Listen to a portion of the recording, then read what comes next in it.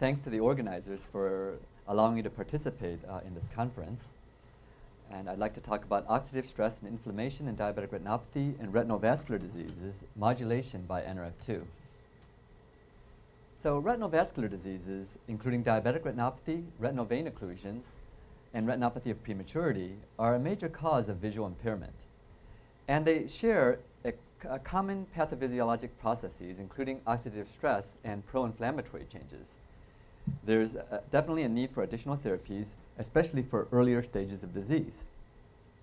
So our lab has been interested in a molecule called NRF2, which is a transcription factor that binds to the antioxidant response element in the regulatory region of multiple genes, thereby activating the transcription of those genes.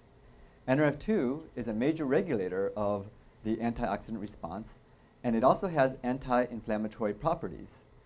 NRF2 is known to have a protective function systemically in various disease models.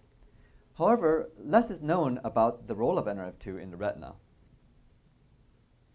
As far as the regulation of NRF2, NRF2 normally resides in the cytoplasm, bound to its inhibitor, its key inhibitor, KEAP1. And KEAP1 keeps NRF2 sequestered in the cytoplasm, or also directs it towards proteasomal degradation. However, in the presence of oxidative stimuli, these stimuli can interact with KEAP1, causing it to release NRF2, which then allows NRF2 to translocate to the nucleus and activate the transcription of multiple cytoprotective genes. And this mode of regulation renders NRF2 amenable to pharmacologic activation, for instance by various drugs such as sulforaphane, which also interact with KEAP1.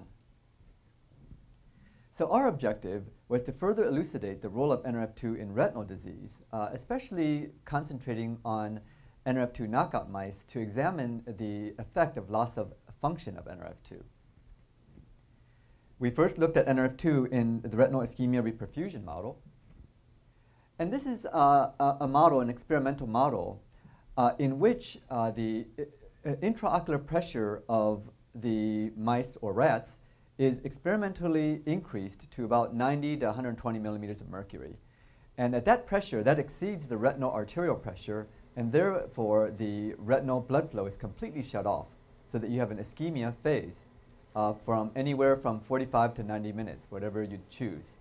And then after that, the intraocular pressure is restored to basal levels, allowing retinal blood flow to be restored and give you the reperfusion phase. So this is an acute model, and it's been very useful for retinal studies because it shares multiple endpoints with similarities to diabetic retinopathy, including oxidative stress, inflammation, neuronal death, and capillary degeneration. So we first examined the effect of NRF2 deficiency in ischemia-reperfusion with respect to oxidative stress. And so here in the left side, we looked at retinal superoxide using a DHE fluorescence assay. And so in the top here, this is with wild-type mice. This is the wild-type mice under control conditions. And with ischemia-reperfusion, the IR leads to an induction of retinal superoxide, in the, as you can see here. Now in the bottom, this is the NRF2 knockout mouse. And you can see that in these mice, the ischemia-reperfusion led to a further exacerbation of retinal superoxide. We used an independent study, a biochemical assay, lucigenin assay, that also measures retinal superoxide. And as you can see here with the wild type, in the wild type, ischemia-reperfusion leads to about a 2 to 2.5-fold induction of retinal superoxide. And in the knockout, there's a further exacerbation of retinal superoxide induced by IR. Next, we looked at the effect of NRF2 deficiency with respect to inflammation, and we first looked at gene expression. So we looked at the expression of 6 different inflammatory genes, and as you can see, the left side is always the wild-type mouse, and as you can see, these mice subjected to ischemia-reperfusion then exhibited a strong induction, for instance, 5-fold induction of TNF-alpha, but a strong induction of most of these inflammatory genes in the wild-type mouse. Now, in the knockout mouse on the right, there was a significant exacerbation of the pro-inflammatory gene expression induced by IR beyond what you see in the wild type. We then looked at a different endpoint for inflammation, specifically at leukocyte infiltration. And so again, in the wild type, the top panel, this is the control eyes where it's pretty quiet.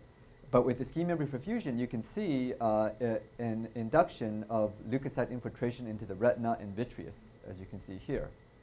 Now, in contrast, in the knockout down here, again, the control conditions is pretty quiet. But under IR conditions, there is a very dramatic induction of the inflammatory response and leukocyte infiltration in both the retina and the vitreous.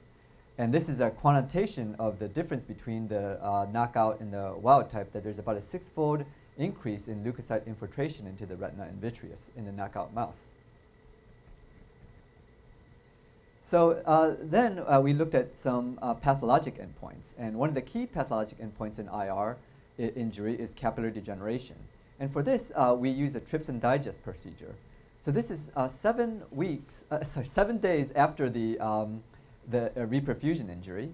And at that time, we take the retinas and perform a trypsin digest to isolate the blood vessels. Here's the wild-type mouse up here under control conditions. And then under IR, you can see that IR does lead to these acellular capillaries where there's only a basement membrane tube remaining. Okay. Now, in the knockout down here, again, control conditions and IR, you can see with IR that there is a dramatic increase in the knockouts, especially, of these acellular capillaries and these basement membrane tubes. So here's the quantitation, the wild type. You do see that IR induces acellular capillaries, as was already known, but the knockout has a further exacerbation of the capillary degeneration. So next then, we looked at neurodegeneration, and we looked at neuronal loss at 7 days after IR. So 7 days after IR, we prepared retinal flat mounts, and we performed anti-NUN antibody staining for nuclei in the ganglion cell layer so that we could assess the nuclear counts. So the wild type is up here, typical flat mount, and here's a control. And with IR, you can see that there is a reduction in the density of the nuclei in the ganglion cell layer. In the knockout, again, the control versus IR, you can see the IR, it's even less dense, a further reduction in nuclei in the ganglion cell layer. And so the white may be difficult to see here, but the quantitation in the wild type, you can see that IR leads to a reduction in the counts in the ganglion cell layer, the cell counts, whereas the knockout has a further reduction in the nuclei in the ganglion cell layer.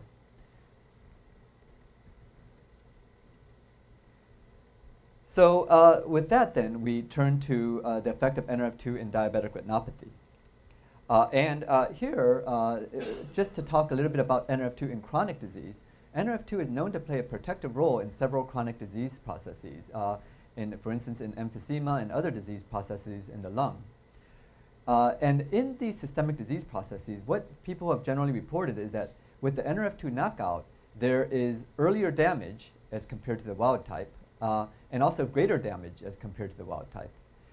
On the flip side, when there's NRF2 activation, generally it's ameliorating damage in these chronic disease models. And also, before proceeding into the diabetic retinopathy, I wanted to introduce a concept of protective factors in diabetic retinopathy and complications. And there was a 50-year medalist study by the Joslin Diabetes Center. This was with patients with type 1 diabetes for more than 50 years. And so when they took these patients and studied them, who had had diabetes for so long, they found that there were many of them that did progress to advanced stages of diabetic retinopathy, proliferative diabetic retinopathy, as you can see here. But interestingly, actually, right over here, to proliferative diabetic retinopathy, as you can see here. Okay. But interestingly, a high proportion of these of the patients remained free from proliferative diabetic retinopathy even 50 years out from having diabetes, which is really striking. And so the thinking is that these patients that are protected, these patients that are free of advanced diabetic retinopathy might have an enrichment for protective factors against diabetic complications. So it leads to a model with a concept of protective factors in diabetic retinopathy. So the model is that diabetes over time can stimulate various causal factors or pathogenic factors, as we all know, like reactive oxygen species or advanced glycation end products. And these pathogenic factors can promote the progression of vascular complications like retinopathy. At the same time, diabetes could also inhibit or suppress endogenous protective factors. And by suppressing these protective factors, that also promotes the progression of diabetic vascular complications. And so that would lead to the idea then that activating these protective factors might help to prevent diabetic complications. So of course there's a lot of work that's looking at identifying pathogenic factors and blocking them, but that we might also want to activate endogenous protective factors. And so our lab would like to think of NRF2 as one of these protective factors. So we then looked at the diabetic retinopathy model, and we primarily have been using a streptozotocin-induced model of diabetes and diabetic retinopathy. And we looked at 8 weeks after induction of diabetes, and we first found that NRF2 is activated in the retina in early diabetes. So this is retinas from non-diabetic mice versus diabetic mice, and looking at nuclear levels of NRF2 protein. And you can see that there is an increase in levels of NRF2 in the diabetic retinas compared to the non-diabetic retinas. We did not see a difference in total retinal NRF2 protein between diabetic and non-diabetic mice, only the nuclear. So that indicates that there is an increase in nuclear NRF2, which is the activated form of NRF2. So then we wanted to evaluate the protective role of NRF2 in diabetic retinopathy, looking again at oxidative stress. First we looked at total retinal GSH levels. So GSH, as most of you know, is one of the major antioxidants in the retina. And with the wild type, you can see that with diabetes, there might be a trend towards a reduction in GSH. With the knockout diabetic knockout, there's a statistically significant reduction in the levels of this important antioxidant GSH. And then parallel to that, we wanted to look at retinal superoxide down here. So here, this is the wild type again. With diabetes, this is for 5 weeks of diabetes, there's a trend towards an increase in retinal superoxide in the wild type. As is known, that's what happens in diabetes in the wild type. But in the knockout, we can see that there's a significant exacerbation of this retinal superoxide with diabetes. So next, we wanted to look at one of the more important endpoints in diabetic retinopathy, which is blood-retinal barrier dysfunction, or retinal vascular permeability. And we looked at the effect of NRF2 knockout here. So this is 8 weeks of diabetes in the wild type. And in our lab, at 8 weeks of diabetes, we're generally not seeing an induction of this blood-retinal barrier dysfunction yet. It usually takes us longer, out to 3 months or even to 6 months. And it's known in patients it takes quite a while to develop blood-retinal barrier dysfunction. But in the knockout, we're already seeing at the same time point that there is significant blood-retinal barrier dysfunction. And this, we also looked at this in parallel, an important inflammatory cytokine. There's just a talk on TNF-alpha, but here in the wild type, we're not seeing any change in TNF-alpha with diabetes. In the knockout, we're seeing a statistically significant induction of TNF-alpha with 8 weeks of diabetes, so that this might be one of the cytokines that's participating in promoting blood-retinal barrier dysfunction in this model. Next, then, we looked at NRF2 in diabetic retinopathy with respect to neuronal dysfunction in the retina. And for this, we used a virtual optomotor system that allows the measurement of spatial frequency, which is analogous to visual acuity, and also a measurement of contrast sensitivity in the rodents. And in the STZ-induced diabetes, you can see that the diabetes leads to a reduction in spatial frequency in the wild type, and a trend towards a reduction in the contrast sensitivity. But in the knockout, there's a significant further reduction in spatial frequency and especially the contrast sensitivity. And it's thought that the contrast sensitivity reflects more of an inner retinal dysfunction, and the spatial frequency might be more outer retinal. So then that leads us to conclude then that NRF2 does have a protective role in diabetic retinopathy, that NRF2 deficiency results in an exacerbation of oxidative stress and inflammatory cytokines in diabetic retinopathy, and NRF2 deficiency results in early onset and exacerbation of blood retinal barrier and neuronal dysfunction in DR. So that leads us to think of strategies for therapeutic targeting and enhancement of NRF2. And so getting back to the what's known about the regulation of NRF2, it's negatively regulated by KEAP1, which keeps NRF2 in the cytoplasm, but NRF2 can be activated by drugs that modulate KEAP1, including sulforaphane. So one of the drugs we've been interested in is a class of compounds called triterpenoids. And triterpenoids are naturally occurring compounds from plants. The parent compound is oleanolic acid. And modifications have been made on this parent compound to increase the potency, giving rise to derivatives including CDDO-IM and CDDO-ME. So we've been interested in triterpenoid derivatives as a strategy for augmenting NRF2 in diabetic retinopathy. And it has several potential routes of administration: intraperitoneal, oral, and even intravitreal.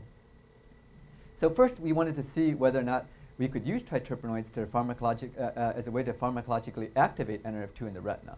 So this is the CDDO-ME derivative, where we give it deliver it intraperitoneally. And then 6 hours after, we look at the retina. We harvest the retina and look at NRF2 target genes. So these are 4 NRF2 target genes: NQ01, GCLM, GCLC, and HO1. The left side is always the wild-type mice. And you can see that in the wild-type mice, the CDDO-ME does indeed activate all 4 of these genes in a significant manner. Now, in contrast, in the knockout, we did not see this significant activation, indicating that this drug is indeed activating NRF2 in the retina in an NRF2-dependent fashion. So with that in mind, then, we looked at whether or not this could be therapeutic for retinal ischemia-reperfusion with respect to oxidative stress. You can see in the wild-type that IR, ischemia-reperfusion, increases retinal superoxide, but that the drug abrogates this IR-induced increase in superoxide. But the drug, here's the knockout, where again IR induces the retinal superoxide, but the drug is not able to help here. So the drug is beneficial in an NRF2-dependent fashion. And then we looked at the important endpoint of capillary degeneration.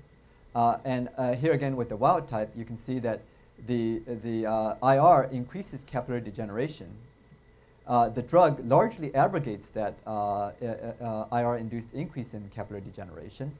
Now, looking at the knockout, the IR increases capillary degeneration even more than the wild type, but the drug is not helpful here. So again, here's the drug that's having a beneficial effect on capillary degeneration in this IR model in an NRF2-dependent fashion. So in summary then, oxidative stress and pro-inflammatory changes are thought to be important drivers of retinal vascular diseases, including diabetic retinopathy. NRF2 plays a protective role in multiple retinal vascular disease processes. NRF2 modulates oxidative stress and inflammation in the retina, and pharmacologic activation of NRF2 by triterpenoids is an attractive therapeutic strategy for retinal diseases. And we're interested in looking at potential mechanisms of NRF2 action in the retina, in retinal disease processes, looking at cell-specific impact of NRF2, at important downstream genes transcriptionally regulated by NRF2, and of course, trying to develop drug therapies targeting NRF2. And I'd especially like to thank members of my lab, Yan-Hong Wei, especially for the IR. Some of that has been published in the journal FRBM, and Zhenhua Zhu, much responsible for the diabetic retinopathy results, and some of that has been published in the journal Diabetologia. Dr. Biswal from the School of Public Health and NRF2 expert, Mike Sporn for the drug studies, and Alistair Barber, who collaborated with us on the visual function studies for diabetic retinopathy. Thank you very much. Thank you. Now we have time for one question. Or you could do 2. Okay. You can go both.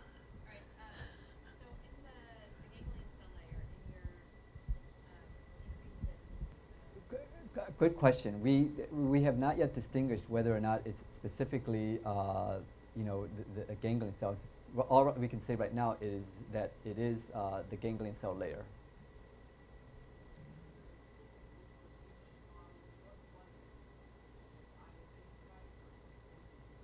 You experimentally increase the intraocular pressure in the eye, and thereby halt blood flow. Okay.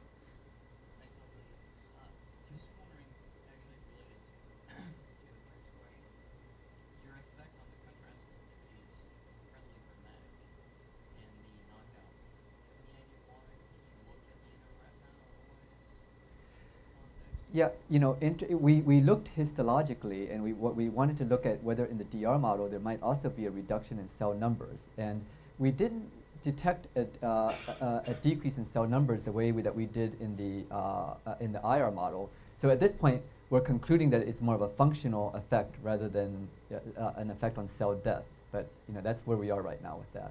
Well, what would be great is two things. One, is it reversible? So can you actually, with using your drug, would you see that to be reversed? That would explain why you don't see that at the cellular level, but it might be more at the synaptic level now that the changes are taking place. And that's something you could actually work with others to that's really worked on for years.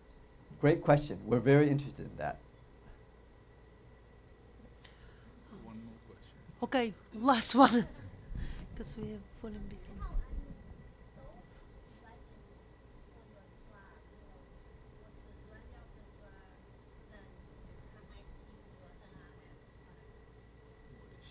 I didn't catch the question. Yeah.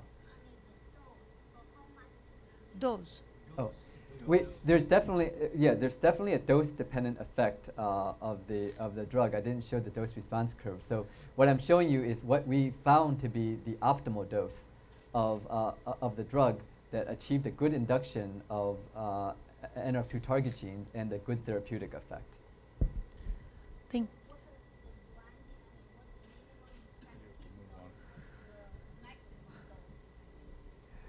I don't have that data on me, but I'm happy to discuss with you afterwards if you want.